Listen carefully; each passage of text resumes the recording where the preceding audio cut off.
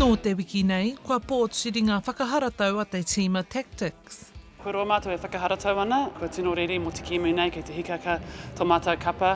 Nā e whakarite ana rātou ka tuki rā ki te Southern Steel i te mutunga wiki nei i tā rātou kēmu tuatahi o te taitara ANZ.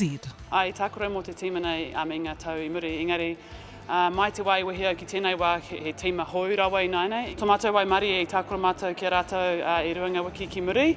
Anō re ka mōhio mātou tō rātou pakari, tō rātou kaha. Ka mōhio hoki rātou i ngā āhuatanga o mātou kēmu no reira. Ko te tūmanako he kēmu pai rā watu tēnei mutunga wiki. Ko Te Paea Selby-Rickit tētahi o ngā kaitākaro mō te kapa Southern Steel i ngā tau 2017 me 2018 i tākaro ai ia i te taha o te pauako o te tīma o nonaianei a Windy Frew. Ko te pauako matua o te kapa Tactix a Donna Wilkins tētahi o ngā kaitākaro o mua anō hoki.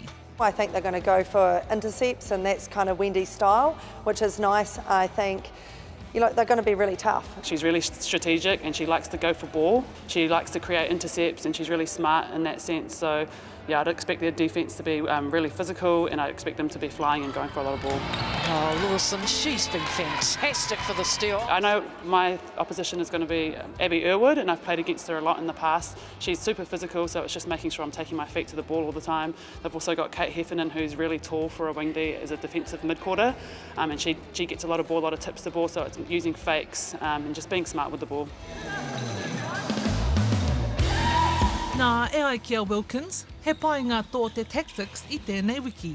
The lucky thing for us is we're playing at home for that first game, which hopefully will settle the nerves a little bit, having our home crowd behind us. Ka kōrero mātou ko Tahu News ki te kapa Southern Steel i mua i tā rātou kēmu a te rātapu. Hora Kairangi Nicholas, Tahu News.